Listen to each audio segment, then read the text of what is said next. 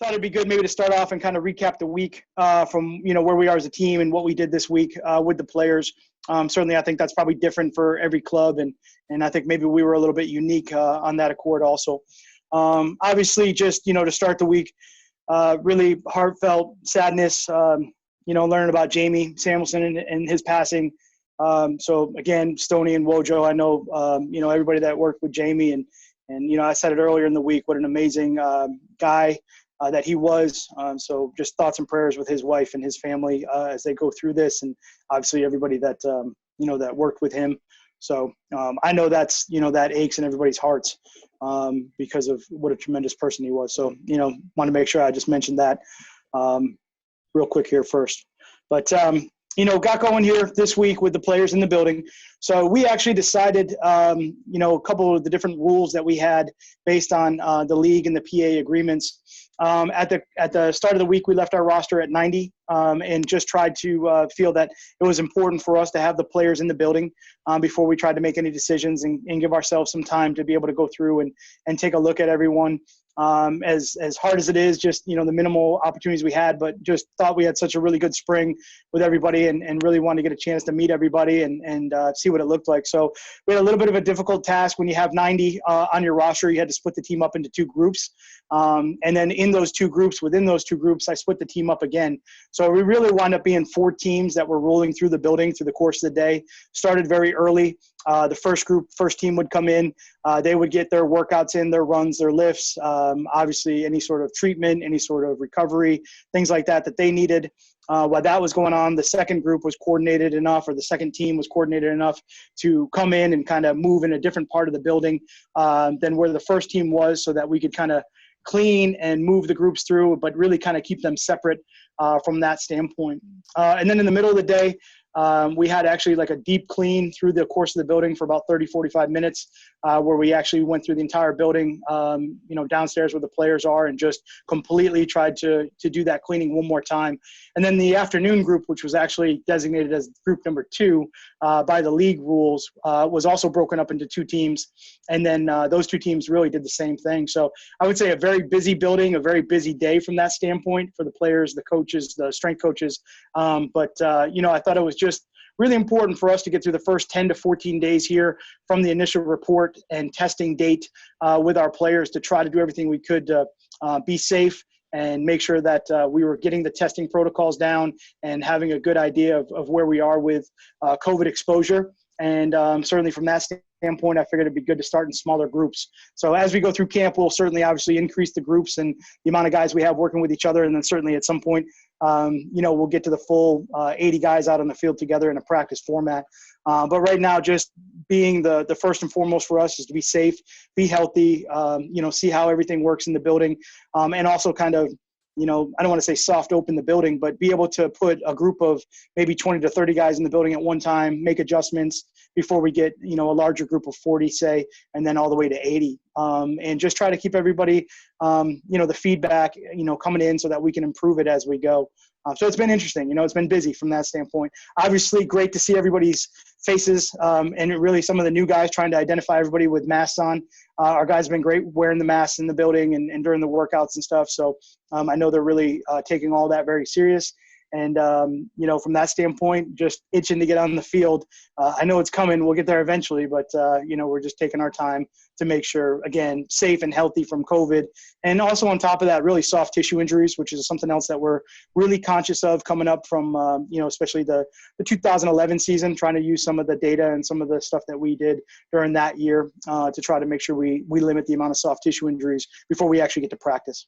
All right, let's go, Tim. First question. Hey, Coach, thanks for taking the time. 2 quick ones. Amongst those 4 groups, do you split positions up as well? Meaning, all the quarterbacks aren't together, maybe a couple quarterbacks in one group, one in another group, and linebackers and so forth and such? Yeah, great question. And definitely, one of the things trying to figure it out, how we were going to do all that. The first parameters when you stayed at 90 came from the league in regards to, let's call it rookies, first-year players, any injured players from last season, and then quarterbacks. That could technically be what was made up of Group 1. And then Group 2 was veteran players. Within that, what we decided to do, the quarterbacks was the one group you could spread out amongst those two groups, and being in the world of trying to keep those guys separate from each other right now, we did do that. Within those groups, group 1 and group 2, that's where we split them up into 2 teams.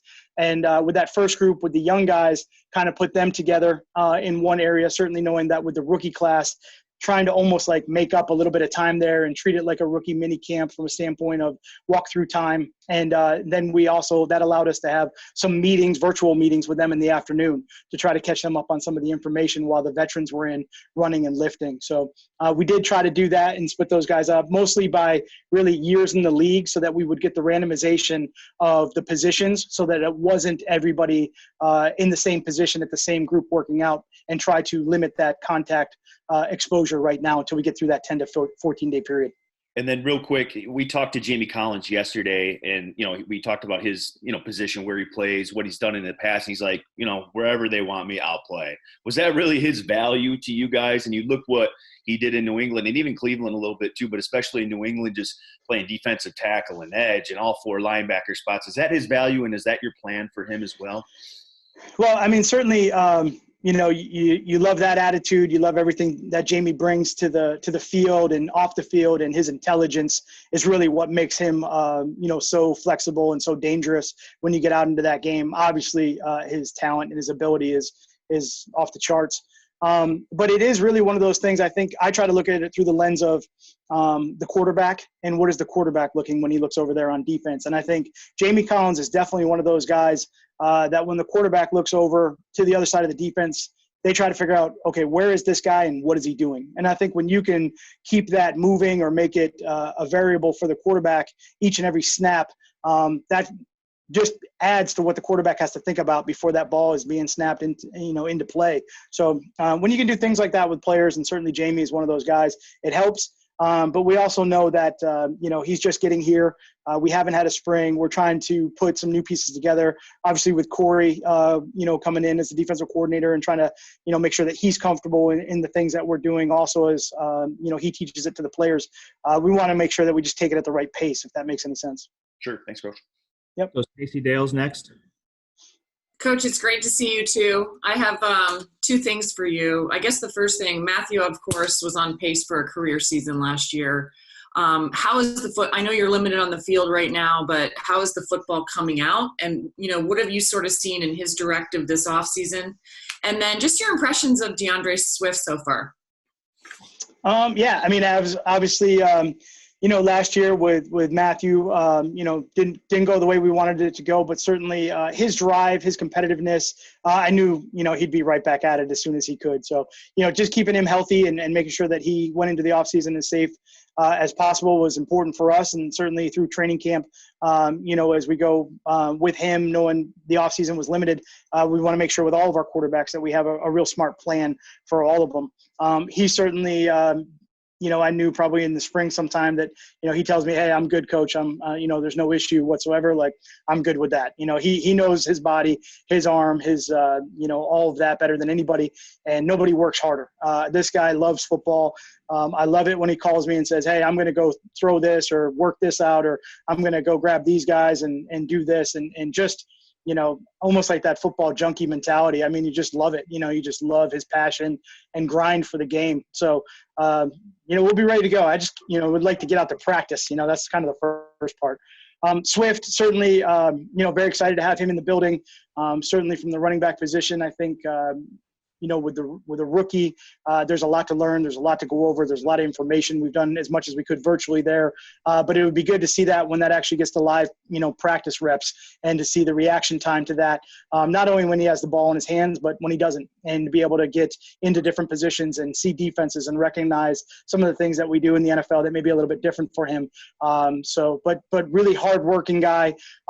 Honestly, all these young guys, along with the older guys, they've taken the older veterans lead and just have worked extremely hard on the Zoom calls and tried to learn as much information as possible. And that's what's kind of crazy is we're just getting back to everybody in the building, but we're still doing meetings virtually. We're still trying to keep everybody in this world until we really feel we're ready to move into that next kind of in-person meeting situation. Mike Rothstein. Hey, Matt. A couple questions. First, obviously Matthew had the false positive. For you, how did you handle that? And did that almost give you some sort of preparation for what could happen theoretically if that happens in week 1 or week 2 or week 3? And then after you answer that, I'll get to the second question. Okay. I mean, obviously the situation for us with him and the, the testing procedures, honestly, like once that happens and we just go through it step by step, the first and foremost concern for me is his health, his family's health, Kelly and the kids, and making sure that they're okay. And that's as far as it goes right there. And once we kind of sort through that, then it's about, okay, hey, what is the procedure here? Is there something that we think maybe a little bit different? How do we go about handling it? And honestly, after that, I know the league is working really hard to try to do everything they can to, monitor and adjust as they go, certainly. And we're trying to do everything we can to, give feedback. And I think that's the great part about it right now. There's been a lot of calls, a lot of conversation. I think the league is doing a great job of listening to all the different unique situations that all of the clubs have had and trying to adjust with it. So, after we get through that, for me, it was really about just making sure that, I could really feel his situation, his family situation, and, how much that just hurt to watch or listen to what they had to go through. And I just wanted to make sure that everybody knew, hey, we fully support him and his family. And, we want to make sure that everybody understands what this is and that there's no, wrong narrative out there. And not to, just prejudge on those things because it's about people. It's about people. It's not about a number. It's not about, something that's written on a test sheet right now. It's about making sure that everybody's okay. And that's really what goes through my head. And I think we hit on this a little bit last week, but with your coaches specifically, have any of your coaches said they wanted to opt out or have a change in role this year? And what is your protocol if they do at some point? Can they do that theoretically 3 weeks from now if things spike in Michigan? Yeah, great question. And I think that's something that just like everybody in this organization, I think you have to have those conversations and just, some of it you may not necessarily have the answers for right now. There is no protocol in place from the league as far as coaches are concerned, but, as an organization, we have definitely had internal discussion as far as, what would that look like and how do we respond? Some of it certainly is, we'll have those conversations, and obviously we want to be able to move forward as a team to make sure that, we're operating at a highly efficient manner. But situations can change, and something that may be outside of the building that might change. And you just have to listen and understand and support. We're dealing with a really, obviously, very real situation, and people's experiences range from all over the place. And, I think for me, and obviously I have a, amazing family, my wife and our kids. I'm certainly concerned for their health and safety every single day also. So it's not so much as far as, obviously we have a job to do. All of us are trying to do the best we can within that job. But it's just about listening and understanding and supporting. And quite frankly, this is something that's on my head right now. I was walking through the building last night and ran into one of the ladies that cleans the buildings and wonderful, wonderful people that we have in this building and have had. And a lot of times those guys that come in at night, the cleaning crews, are the ones that I see the most, during the course of the season and get caught up with. And I haven't seen any of them in 6 months. And I saw one of the ladies and she, very, very really told me a story about she lost her husband to COVID. And quite frankly, for me, that hit me really hard to understand that, like, hey, this is about people. We have to listen to everybody's unique situations and situations to make sure that everybody's safe. So it's not just, hey, what makes it easy for us, or how do we move as a football team? It's about how do we help people right now? Because that's real. Just to be clear, though, so no coaches have opted out. That's we have no nothing to report on that end. Nope. Okay. All right, we'll go 4 more with Dave, Chris Burke, Justin, then Nick. Morning, Matt. No, that's pretty powerful having somebody in your building lose somebody to COVID. Really makes it personal there. 2 follow-ups, just actually both questions that Mike sort of asked. We saw Doug Peterson, test positive, and Sean Payton back in the spring. I'm sure you've gone over various scenarios, but what is the plan with you and your staff, for that matter, if you're sidelined, by COVID? Who takes over as coach for the week, for a game? And do you stay virtual with like that person or your coordinators just in case during game weeks? Yeah, I mean, obviously, two-part question there. I would say really the first part of it is something that we started talking about really in the summer, to be honest with you, as far as what would we do if those certain scenarios came up. And we put a plan in place, and we have kind of a mode to go into, certainly if something happens to myself, who would kind of push the different sort of team meetings that we have. And then certainly also from a signal caller standpoint in all three phases, if something was to happen there. And so back in the summer, talked about it, put a plan in place, and then really it would be a little bit unique situation during training camp. Although I would say in general, we tend to do this as part of our philosophy is make sure the next man is ready to go. That's not only on the football field with the players, but we have always had that with the coaching staff too, kind of next man up mentality. So we'll probably put a little bit more emphasis on it during training camp, and maybe it's a period of practice where one of the other coaches calls the plays or something along those lines. But yeah, put that all of that protocol in place and those procedures. Hopefully everybody just stays healthy and we don't have to use them, but we're ready to go from that standpoint. One of the things also that we're doing right now to kind of get to the second part of the question is we have a lot of technology right now that we're wearing all over our body. We have tracking systems, we have tracers there. We have rings that kind of predict certain symptoms. We're using a lot of different, smartware technology to help us. So for our current situation, what we've done through the course of the weeks is just run sample sort of examples. What if this person was infected? What if this person, what does the contact tracing look like? And then from there to try to gauge the meetings, the setups, the rooms, and also then with the smaller groups in the building of players, and as we build towards the full team, where are those touch points where it does get critical that maybe there's too much time being exposed to another person that may be, testing positive, and how do we change those? Is it a virtual situation? Is it a larger room that they need to be in? Is it something where, honestly, it's just some of it's behavior changing, where you just you talk to somebody and then realize, hey, I'm just going to take 2 more steps backwards and just make sure that we're at a safe distance. One of the things that we did a great job of, I think, and are continually trying to do is mask education. There's so many different types of masks right now that we're, trying to utilize all of those in different situations. Certainly when you have to coach and yell and you're kind of on the field and the exposure possibilities are higher. Some of your protection is different in the type of mask that you can wear. But honestly, if you're in some of the classroom settings or the hallway, the N95 grade masks, we're wearing them, because they protect not only you from the other person, but that person from you. And also trying to experiment a little bit with, not that I struggle too much with trying to project my voice, but, microphones, if we have to use those in the classroom to be able to have enough space. You guys know our building, so it's a little bit easier to explain to you guys. We have an amazing indoor facility that we actually are right now converting and have converted into different classroom settings. And that so that we have that sort of open space to be able to teach and coach, maybe hopefully in a safer environment. Can you share who what the fallback plan is for you if you're out, or Daryl if he's out to call plays? I think I'll probably keep that one to me right now. I do appreciate that question very much so.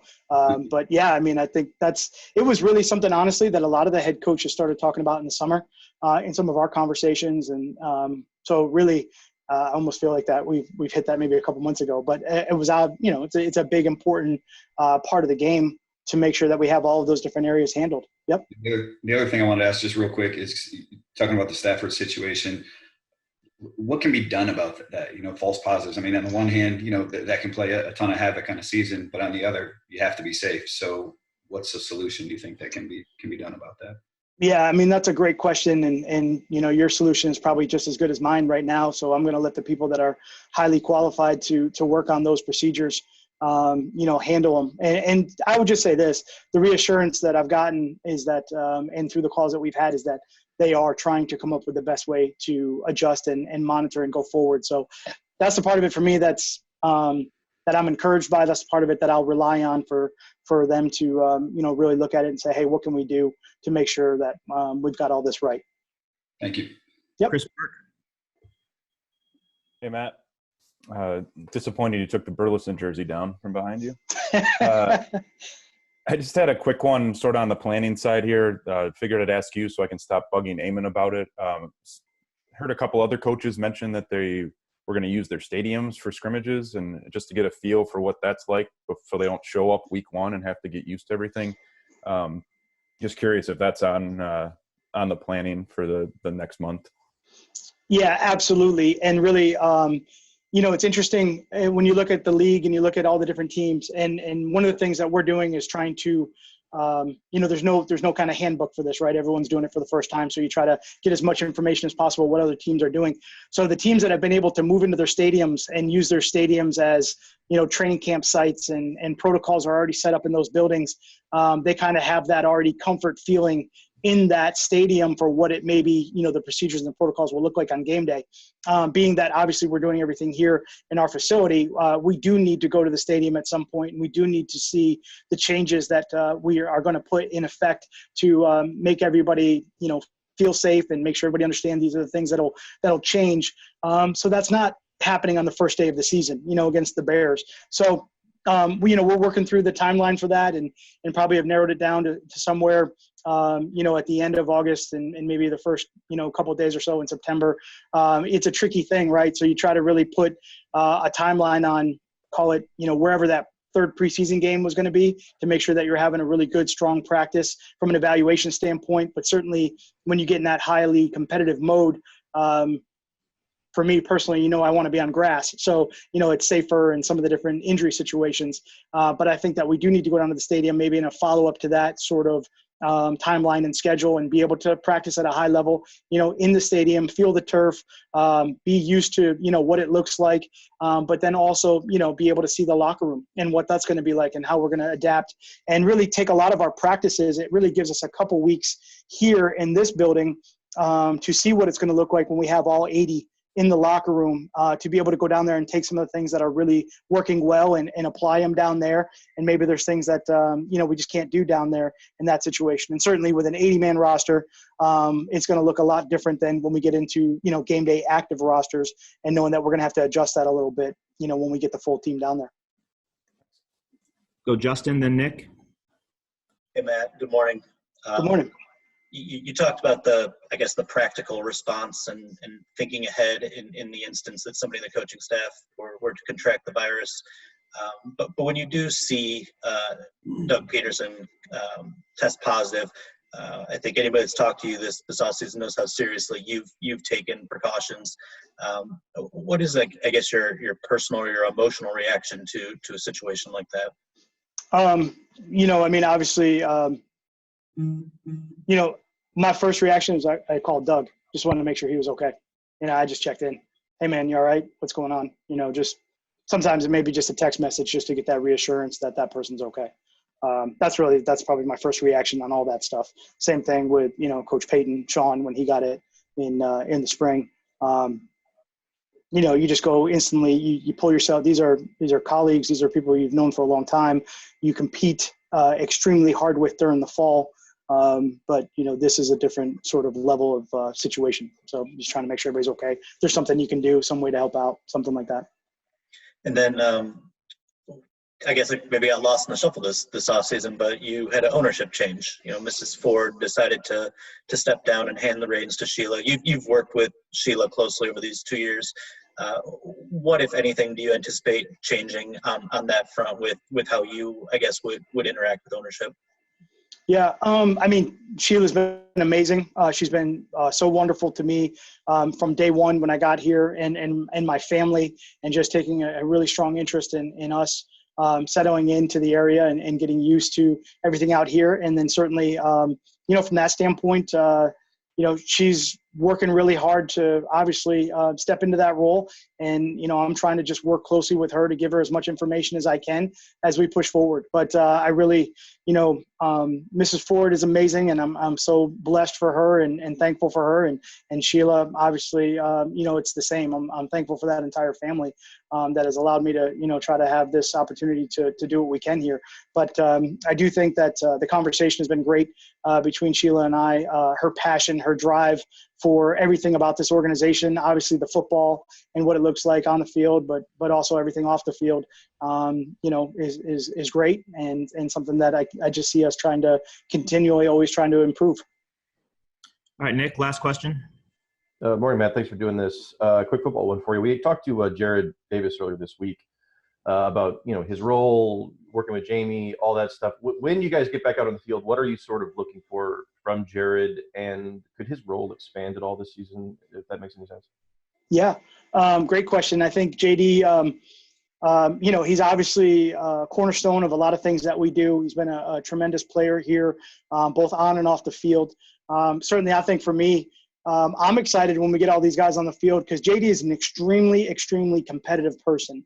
And I think now he has some very competitive people around him that I think are going to it'll be interesting when we get everybody out there. We haven't had a spring, so nobody knows what it looks like. And I think that anticipation of putting everybody in that space and seeing what the position drills look like, seeing what the team periods look like, that's exciting. Certainly JD has a little bit of advantage on everybody because of the communication of some of the things that we do on defense. I think, he's very vocal on the field. He makes a lot of adjustments on a lot of calls.